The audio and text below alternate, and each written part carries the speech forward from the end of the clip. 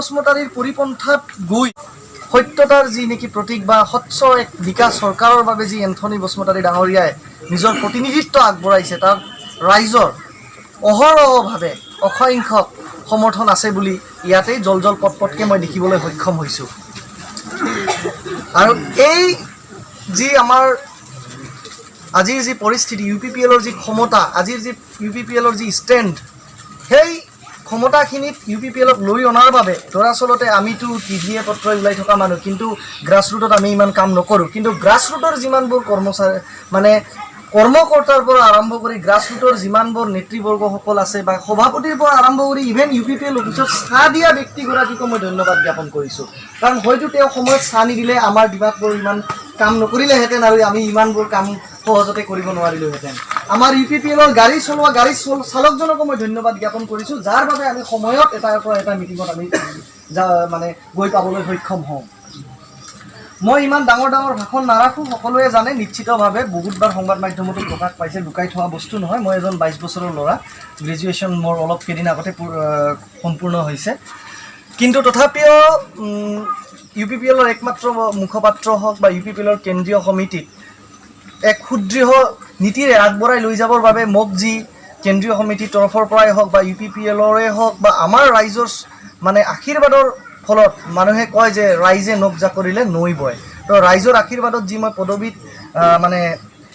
পদবী গ্ৰহণ কৰি যি আপোনালোকৰ ওচৰত আহিছোঁ, মই এইখিনিয়ে ক'ব বিচাৰোঁ যে UPPL দলক কিয় ভোট দিব লাগে। ইয়াতেতো আমি নাম কীৰ্তন বা নামঘোষা পঢ়িব অহা নাই বা কোৰাণ পঢ়িব অহা নাই, বাইবেল পঢ়িব অহা নাই। নিশ্চিতভাৱে ইয়াতে আমি নিৰ্বাচনী প্ৰচাৰ চলাবলৈ আহিছোঁ। কিন্তু নিৰ্বাচনী প্ৰচাৰ চলোৱাৰ সময়ত মই কি ক'ম, চিধাচিধিকৈ মই আপোনালোকৰ লগত ক'ব বিচাৰিছোঁ যে বাৰ্তালাপ যিহেতুৱে কৈছোঁ, তো মই চিধা কথা ক'ম, কোনো গুমৰ নাৰাখি কথা পাতিম।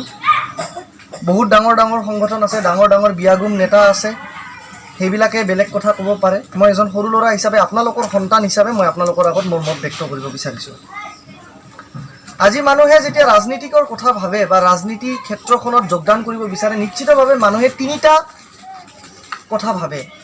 যে সৰ্বপ্ৰথম কথাটো হ'ল ব্যক্তিগত স্বাৰ্থ। ব্যক্তিগত স্বাৰ্থ বোলোতে এইটো নুবুজায় যে মোক কোনোবা পইচা দিব লাগিব, মোক কোনোবা কাপোৰ দিব লাগিব, মোক কোনোবা গাড়ী দিব লাগিব, মই ক'ম অলপ পিছতে।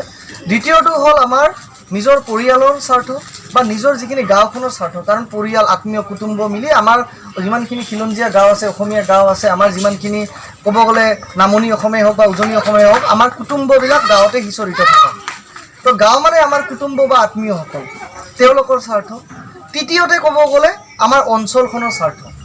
তো এতিয়া সৰ্বপ্ৰথমে যদি নিজৰ স্বাৰ্থ ক'বলৈ যাওঁ, তেতিয়াহ'লে প্ৰত্যেকজন ব্যক্তিৰ শ্বাস প্ৰশ্বাসটো আমাৰ যদি বন্ধ হৈ যায়, আমি যদি অক্সিজেন ল'বলৈ সক্ষম নহওঁ, তেতিয়াহ'লে আমি ঢুকাই আমি জীৱনটো এৰি গুচি যাম। এই পাৰ্থক্যৰ জগতৰ পৰা, এই পৃথিৱীৰ পৰা আমাৰ জীৱন ত্যাগ কৰিবলগীয়া হ'ব।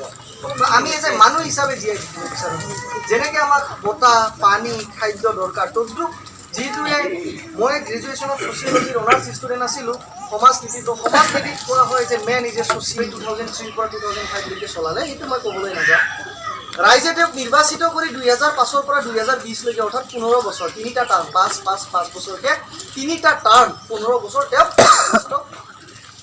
কৰি BTC প্ৰধান হিচাপে তেওঁক ৰাইজে বহুৱালে সেই পদত। মই তেওঁৰ যি পদ আছিল, সেই পদৰ প্ৰতি অতিকৈ আন্তৰিকভাৱে সন্মান জনাই মই কিছুমান মোৰ মন্তব্য ৰাখিব বিচাৰিছোঁ। আজি হাগ্ৰামা মহিলাৰী ডাঙৰীয়াই হওক বা যোনে নহওক, মই তেওঁৰ পদটোক সন্মান কৰোঁ। হয়তো মই হাগ্ৰামা মহিলাৰী ডাঙৰীয়াক ক্ৰিটিচাইজ কৰিব পাৰোঁ, কিন্তু গণতন্ত্ৰত যিটো তেওঁ BPPৰ প্ৰধান আছিল, তেওঁৰ পদটোৰ প্ৰতি মোৰ অজস্ৰ সন্মান আছে। UPPL হ'লোঁ বুলি এইটো নহয় যে BPFৰ মই চিপক যি মন যায় তাকে কৈ থাকিম। অসমীয়াত এষাৰ কথা কয় যে পাপক ঘিণ কৰিবা, পাপীক নহয়।